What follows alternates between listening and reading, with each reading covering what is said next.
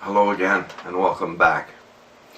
We are truly grateful that you've taken the time to visit us here and to listen to what we're attempting to put forward in order to help the addict and alcoholic that's still suffering. If you're a first-time visitor, we hope you find something here that you're going to like. And if you're a returning visitor, we really are grateful that you've taken the time to come back. As you know, we are always willing and supportive of you asking a question, sharing your own experience, strength, and hope. Our attempt here is to provide connection and community for addicts and alcoholics who suffer. We've been going through the promises. And in the promises it says that these will happen sometimes quickly, sometimes slowly, but they will always materialize if we work for them. And this is what we need to remember. As addicts and alcoholics, we suffer from Freddie Mercury syndrome. I want it all and I want it now. So we need to be patient and we need to work for these. And we're going to stub our toe and we're going to fall down.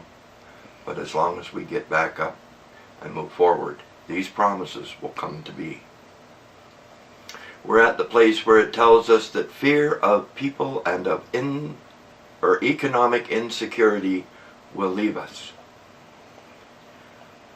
I don't know about you, but when I was using and drinking, there was very few people I didn't fear.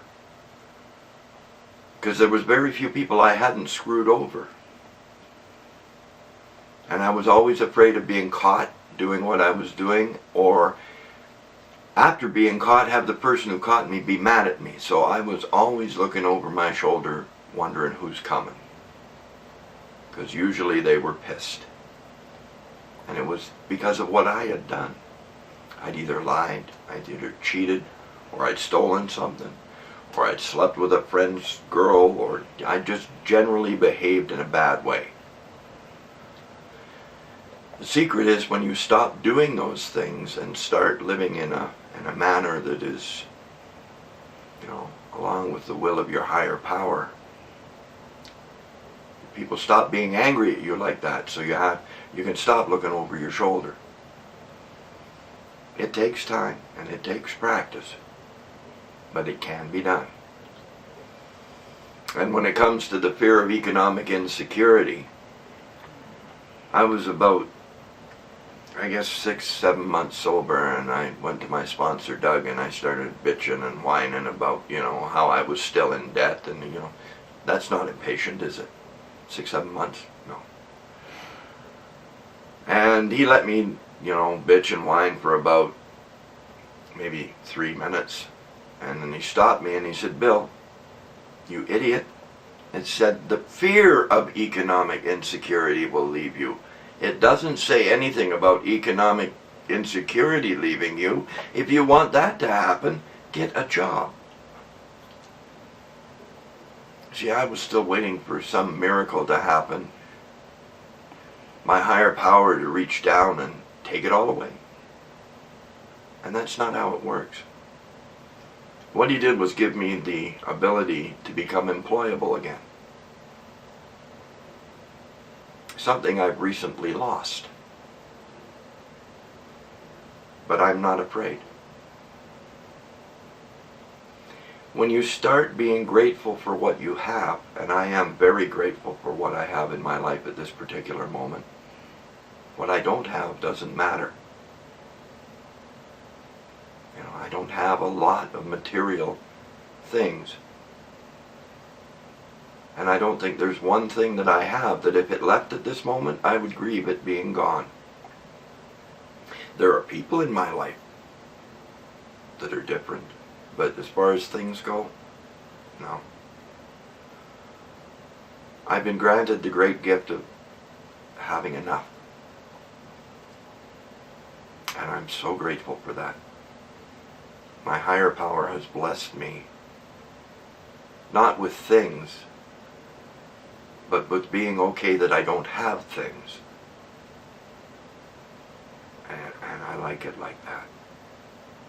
I don't have to drive myself and push myself to try and make it look like I'm doing good.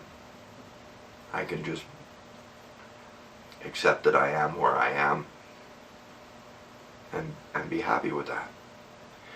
These promises, they're going to work different for everyone. So don't take my experience and hold it up as something to compare yours to. I'm sharing my experience in the hope that you will take the time to find your own. I can't tell you how you're going to do what I did. I will tell you that if you continue to move forward, you try, you work, you will find your way. There is no textbook set of instructions that you can follow about what you have to do to reach where you are going to get. You just have to get there. And how you get there is up to you. But I guarantee that if you work these steps, do your best to remain out of your ego, because that's got me in trouble many, many, many times. You see, I thought I was doing it, and I forgot that it was my higher power that was doing it. And just, no matter how many times you stub your toe and fall down, you get back up. Don't quit 5 seconds before the miracle happens. It's going to be painful. I'm not going to lie to you. But with pain comes growth. How are you going to learn that you're hurting yourself if God doesn't provide you pain? What do you do with the pain? That's up to you. But I guarantee you this, the promises will happen for you if you work for them. And I hope that you will continue to visit us. I don't know whether I'm helping one person out there. That's my intention. But I'll tell you this, I'm helping me. And I want to thank you for taking the time to just be here.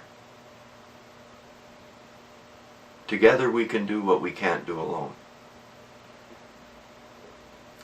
For an addict or an alcoholic, to be alone is to die. So please, ask questions, share experiences, help us to build a community of love and tolerance and caring, so that we have the chance to live. Not all of us are going to make it, but let's at least give each one of us the chance to try. So until we meet again, I wish for us to walk hand in hand with each other as recovering addicts and alcoholics, and to walk hand in hand with our higher power. Bless you. Shalom.